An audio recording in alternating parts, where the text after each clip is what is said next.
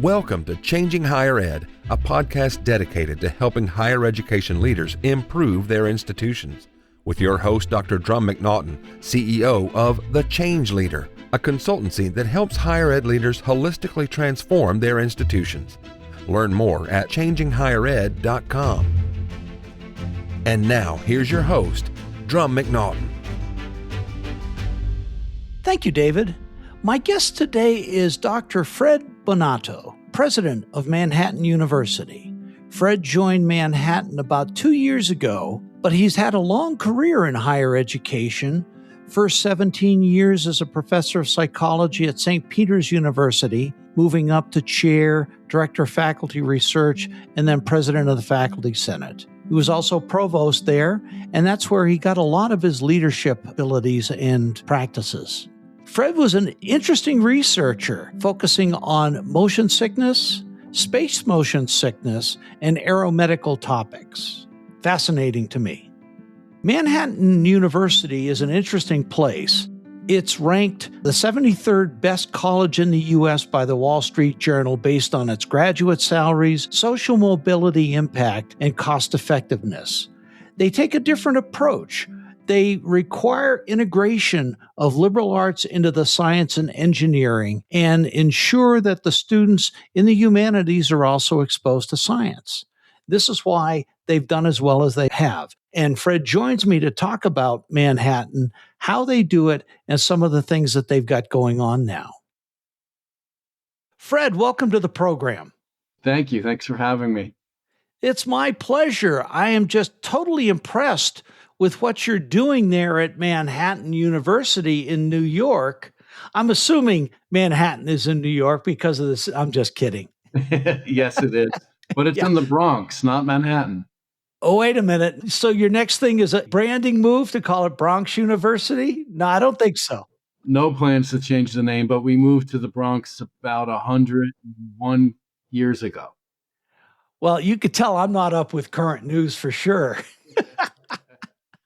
So, well, again, welcome to the program. We've got a really interesting conversation today talking about how liberal arts education should be the foundation for all subjects. But before we get into that, give the audience a little bit of your background. I found it to be fascinating. Sure. I've been in higher education for 30 years, and I started as a professor, a psychology professor. And I did that for 20 years. Wow.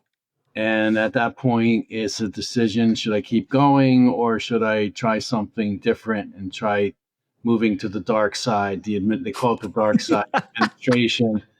And I did that in 2013. So I'm now in 13 years. It's been great. I do miss my research area. My expertise is in motion sickness and space motion sickness and cyber sickness. And wow. I'm still involved with that world to some degree, but not like I was before. But I've been really enjoying my time as a provost for 7 years at St. Peter's University. That a lot of people don't know what provost means. It's the chief academic officer, and been here at Manhattan since October of 24. And it's been about 18 months into this job, and it's a great place. Manhattan. Love it here. Love the people. Love the students. I wouldn't want to be any other place. Well, that's fabulous. And Manhattan is ranked very high by the Wall Street Journal, number 73 in the top 2%, based on your graduate salaries, the social mobility impact, and cost effectiveness. Tell us a little bit more, please. Yeah, we're very proud of our return on investment. You know, college education costs a lot. It's a big, it may in some cases be the biggest investment a person makes if they take loans out.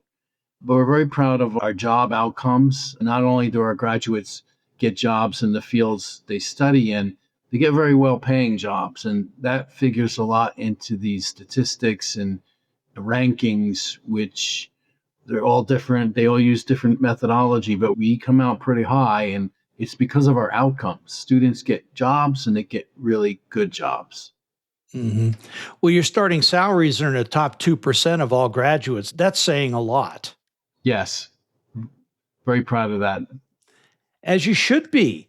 Now, we're going to be talking about the importance of liberal arts education, but before we get into that, what does that mean? What is a liberal arts education, at least according to Manhattan? Liberal arts, from my perspective, is a broad range of topics that a student will study. Liberal meaning free, right? Open, it's open. I think that's very important. And many people in academia will agree with me to come out of college well-rounded. And what it instills in students that I think are the most important things are transferable skills, and they have to do with problem solving, creative thinking, the ability to write persuasively, to write well, and to speak persuasively, and to speak well.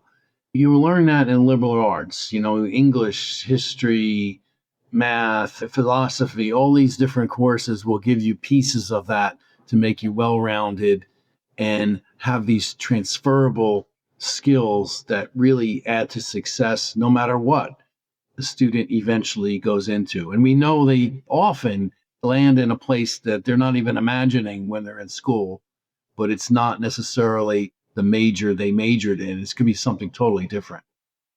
Yeah. In previous discussions, we talked about the importance of teaching students how to think and learn on their own. That's really important. It really is. To me, it's the main thing about college, because research shows very clearly that the content, the facts, I'll give you an example. If you take a history class, there's a lot of facts. Most of it will be forgotten. Mm-hmm. But if you learn how to learn, which means you learn how to think, that is transferable and does not go away. And then you learn everything on your own. It's even more so in graduate school. But to me, that's what college is about, learning how to learn, no matter what it is, no matter where you are, and that will lead to success down the road. Well, it's interesting you bring that up, because back when I was going through graduate school, we would talk about the levels of learning. And for a bachelor's degree, you're teaching people how to think. For a master's degree, you're teaching about a specific subject and they're helping to become an expert. And at the doctoral level, you're bringing new knowledge into being. That's right in line with what you're talking about. Yes, I think if we could instill that in our students, even if they're undergraduates to some degree, they're going to benefit greatly from that. Mm-hmm. And, many times folks nowadays, they're saying there's not a lot of what's the word I'm looking for? The public perception of higher ed isn't really there, but yet they're still learning great skills that are important. They're becoming, it's not only they're learning a particular discipline, but they're also learning how to think, and they're getting a good education to be a good, well-rounded person or citizen. Isn't that true? No, it is true. And I think that the negative perceptions of higher education that are out there now, and they're very strong, will lead many people to go directly into the workforce, get a job, and they might get a good paying job. But I have a very strong feeling that there's going to be a pendulum effect, and those people are going to regret not going to college. Hopefully they'll go back to college, because they will gain the skills we're talking about, these transferable skills. But they also, in my opinion, make life more interesting, because you could think about all your experiences in a deeper way. Mm-hmm. And I hate to think that some people will miss out on that. Yeah, it's sad in many respects. The graduates nowadays, it's different. The perception to me, and the data that I've seen, the negative perceptions of higher ed are coming from people who went to higher ed and dropped out or didn't go at all. There's 42 million people out there who dropped out of higher ed, and those numbers are big. Those are huge numbers. The most expensive college education is the one you didn't get, that you dropped out. The stats are there. When someone gets a degree, Their lifetime earnings are generally 3 times that of someone who didn't. Yes, and those are real hard numbers. Those are real statistics. And I tell people those statistics all the time, trying to encourage them to follow college education, even if it's not in Manhattan, wherever, I think it's worth doing. I would fully agree with you. And it's important. One of the things that you do very well at Manhattan is interdisciplinary. It's not just a particular area, but it's exposure to a lot of areas. Tell us a little bit about that, please. A lot of colleges, most colleges have something called the Gen Ed requirements or the core curriculum. And these are an effort to, like we talked about, lead to a well-rounded person. You're going to learn history, you're going to learn math, you're going to learn science, you're going to learn all these things, maybe not deeply, but you're going to get a very broad sampling of them, and that will help you become a more well-rounded person. But at Manhattan, we're going to take a little deeper than that because, in my opinion, most of the world's problems and challenges are interdisciplinary in nature. Mm-hmm. Therefore, you can't tackle and solve those challenges and meet those challenges with a single siloed approach. You really will need an interdisciplinary team. And I work with a lot of people in the space program in my career. And if you think about space travel and putting humans into space, it's one of the most challenging things you could imagine. It requires a vast interdisciplinary team to do that. So what we're doing now is developing programs at Manhattan that don't reside in any particular college. I'll give you an example, a minor in AI that will be interdisciplinary in nature because AI will hit on all these different areas and it won't reside in a single college or school because it's university wide. We want all our students to engage with that. Other examples, cybersecurity. You can look at it from a business perspective, a science perspective, computer science perspective. There's a whole cultural thing. Any approach you can take, you can see that it's not just one siloed discipline. It requires more than that. So if the world's like that, we want our students to be ready for the world. That's the kind of approach we want to take at Manhattan. Yeah. We live in a complex world, and what you're saying makes so much sense to me. You have to bring multiple disciplines to any complex problem that you have. I remember one guest that I had when I was first starting the podcast. She's currently a professor emerita at UC Davis. She's one of the pioneers for doing research on biotech. But when they'd have a problem, they'd have to bring in multiple PhDs. The same with you for science. And that lends itself to some of those things that AAC&U brings up, the keys for what employers want: critical thinking, working in teams. You mentioned a few of them as well, being able to write well, to think well. These are all critical skills. You can learn them from a STEM perspective, but the broader experience makes far more sense, at least to me. Yeah, I totally agree with that. So tell me a little bit about your Arch Innovation Exchange. Arch Innovation Exchange is new. It's just launched this year. And I should first say what Arch stands for. It's an acronym. It's analytics, research, creativity, and humanity. So if you look at those 4 words, you can see the interdisciplinary nature already. Arch is an umbrella under which this interdisciplinary approach at Manhattan will really live and thrive. It includes the development of some of the programs that I mentioned, an AI program, a cybersecurity program, data science program. These are all under the Arch umbrella. We have a very interesting speaker series that not only are all our students and staff invited to, the outside community is invited as well. It's just open. Our inaugural talk was really interesting. Dr. Anthony Mercando. He is a cardiologist, has a bachelor's degree from Manhattan in electrical engineering. And at the hospital that he works at, he is the director or the head of AI. Now, AI in health is huge and it's getting Yeah. bigger and bigger. And he came and told us about things that I certainly didn't know about, but they were very interesting to see that how AI is changing healthcare and will make it better, quite frankly. Hmm. Yeah. You have me really curious on that one. Can you give me an example of how AI is changing healthcare? AI can take a list of, let's say a patient comes in and all the symptoms that patient have are listed and recorded and put into a database. AI can take those symptoms and diagnose literally what that person has. And the accuracy is amazing in some cases. And in some cases, some illness, some condition that a patient might have could have went unnoticed and undetected without AI. So think about that. AI can save some lives, literally. Yeah.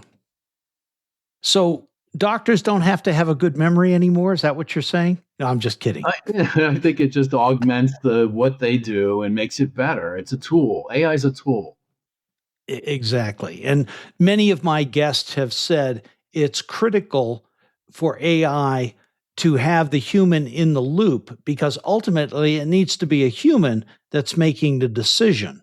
Again, coming back to the critical thinking piece. Yes. Yes, I agree with that. So you're getting students tech ready. You've got the cyber, you've got the AI.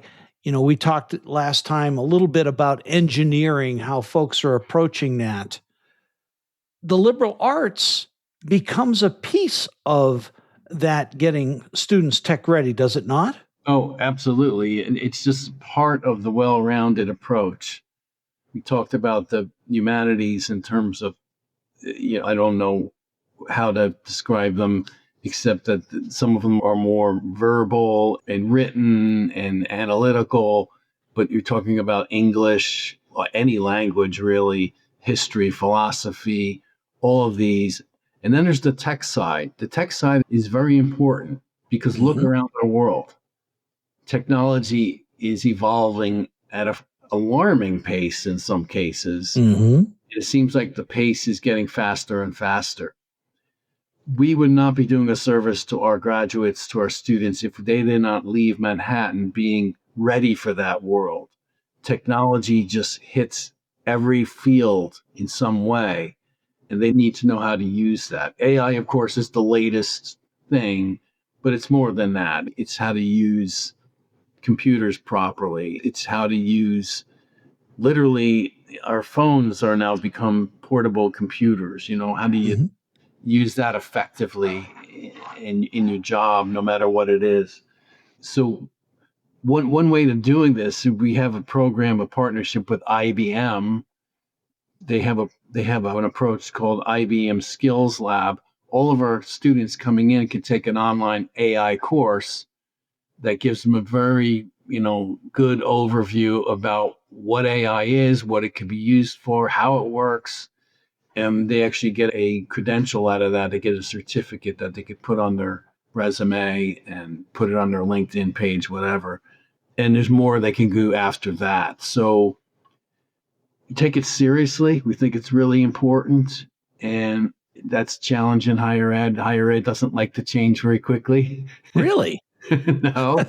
But thankfully, there are people in higher ed who do like to embrace all these new things and run with them. We have professors like that who will initiate the charge forward in making changes that really will be valuable to our students.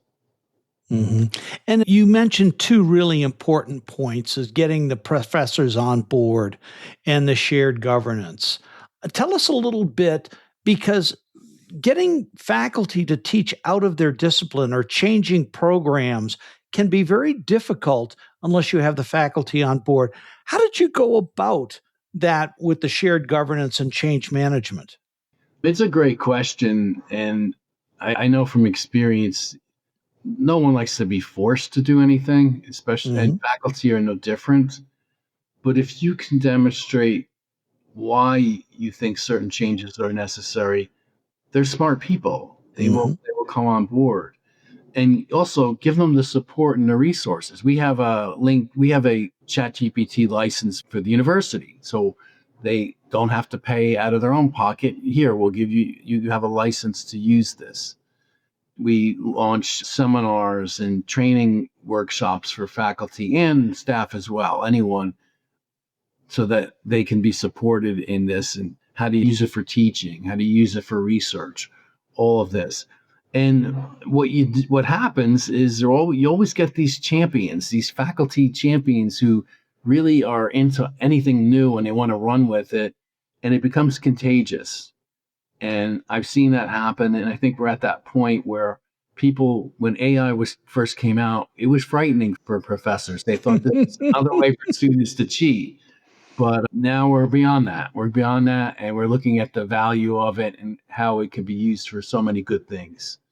Yeah. But it's a cultural shift for sure. It is a cultural shift, and I think you nailed it. You've got to get that critical mass of professors on board. But the other piece with that is the training. And you mentioned something about that.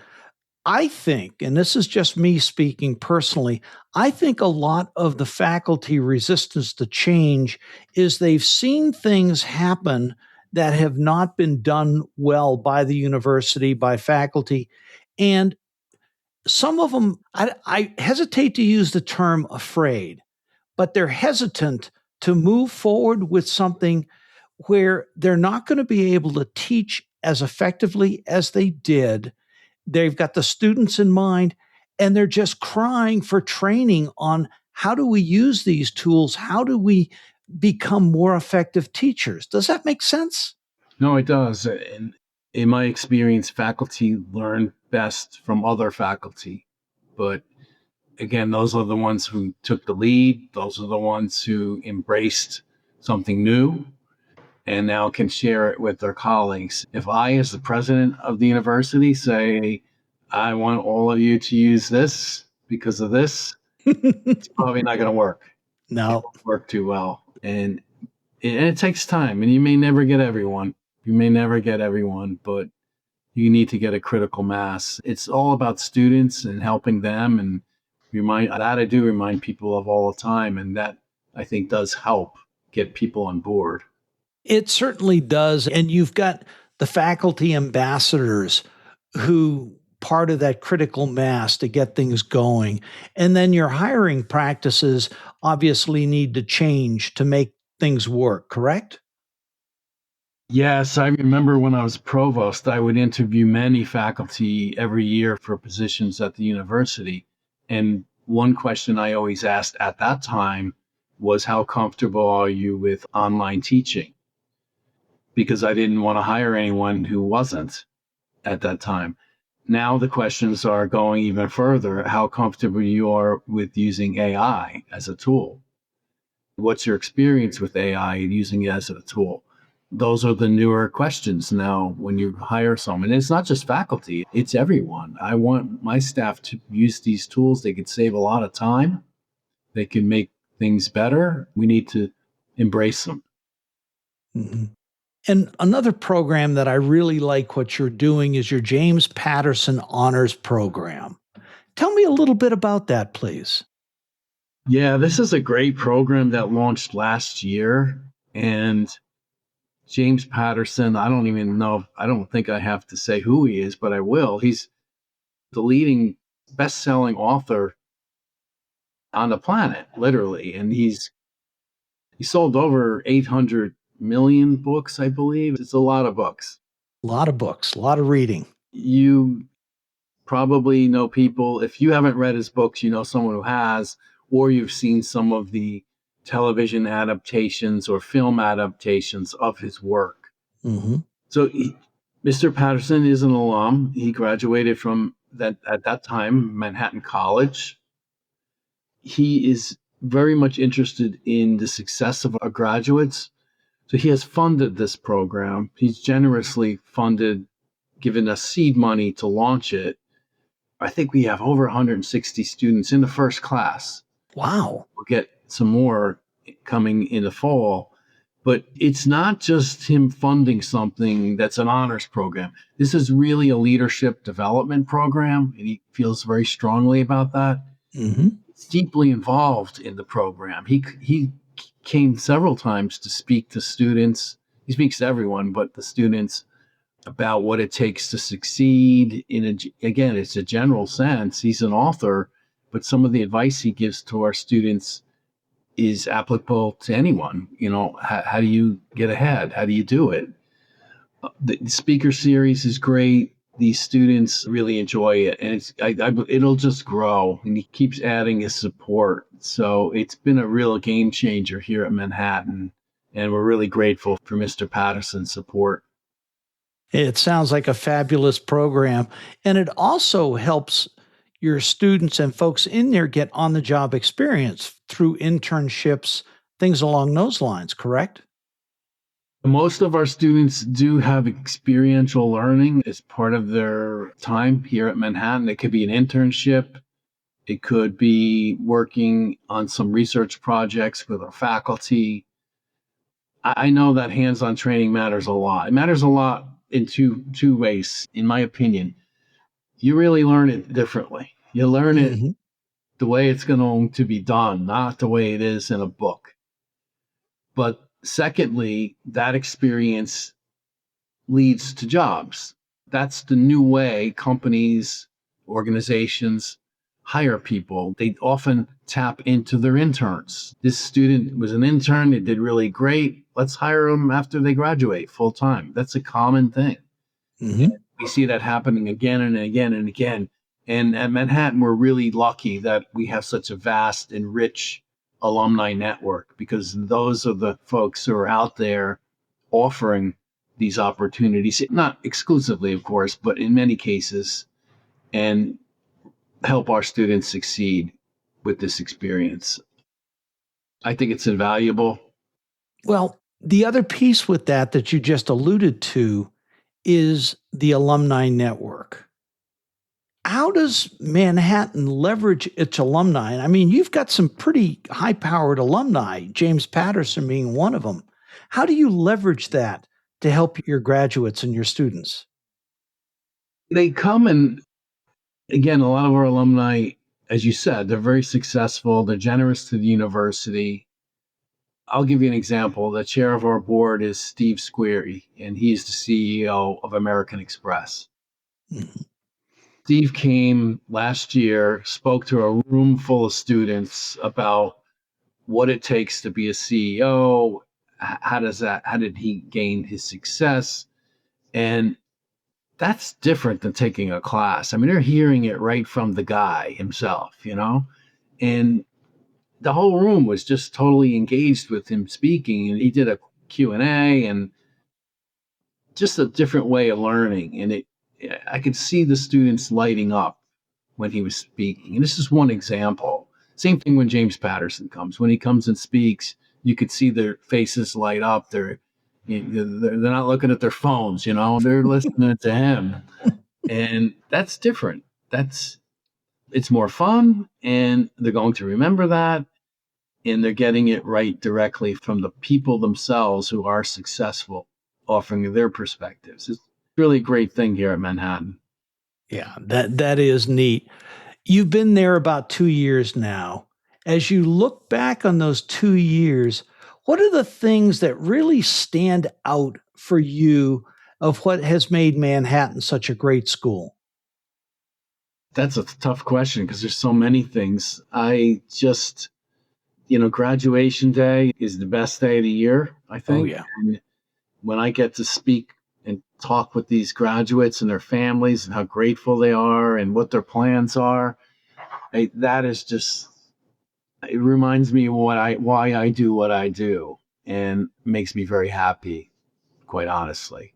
Yeah, that's neat. Graduation was always the most fun time. Just seeing people, they've accomplished something. They're opening a whole new chapter of their lives. It's just a phenomenal day. Yes, it's a great day. Well, this has been just a wonderful, wonderful conversation, Fred. I so much appreciate your being on the podcast. Give us 3 takeaways for presidents and boards. Why is it critical for institutions to still teach liberal arts as part of the whole, whether you're tech or not? I would say if we don't teach them the liberal arts, they will not be ready for the real world because they will not be well-rounded. They much more prepared with the liberal arts. Another thing I would say, you have to be ready. The world's changing quickly. You're not going to be able to fight that or stop it. So you have to be flexible and you have to be able to pivot quickly and not be so entrenched in this is how we did it and this is how we've always done it, because that won't fly anymore. The third, I'll give advice to fellow presidents or people who aspire to be a president. You really need to find a way, and even for a little while, you have to be able to disengage, even if it's when you go to sleep. If you get good night's sleep, you can get up and tackle the day because the job can consume you. It is that busy. There are so many things you have to worry about and think about, but you will be better if you can find a way to disengage even a little bit and recharge that battery, and then you come back full force. I think that probably goes not just for presidents, right? Maybe anyone. I think it does go for everyone. And all 3 of those are just wonderful pieces of advice. I'm at the point where I need to just turn it off for a little while. So thank you for reminding me. I appreciate it. What's next for you? What's next for Manhattan, Fred? Just getting ready for another year, another group of students. We're coming in the fall, and some of the things we talked about, I think, will help make it better for them. I want them all, again, to be tech ready, strong liberal arts education, be well-rounded. And it is a tough business. It's very competitive, as you know, a smaller school, medium-sized schools, private schools, but just going to keep adapting and changing as we need to. And again, it's all about students. That's why we do it. That's why I do it. And we're going to try to make Manhattan as good as it can be for the students. And that's why we're in this business, is for the students. We want to be able to help folks get that next step up on the ladder. That's Absolutely. What they're doing. Absolutely. Fred, thank you so much. I've enjoyed our conversation. Thank you, Drumm. Thanks for having me. Thanks for listening today, and a special thank you to my guest, Fred Bonato. Fred, thank you for coming on the program. I thoroughly enjoyed learning about Manhattan and all the great things you're doing there, and wish you the best of luck going forward. For my listeners, thanks again for tuning in. See you next week. Changing Higher Ed is a production of The Change Leader, a consultancy committed to transforming higher ed institutions. Find more information about this topic, along with show notes on this episode, at changinghighered.com. If you've enjoyed this podcast, please subscribe to the show, and we would also value your honest rating and review. Email any questions, comments, or recommendations for topics or guests to podcast@changinghighered.com. Changing Higher Ed is produced and hosted by Dr. Drumm McNaughton, post-production by David L. White.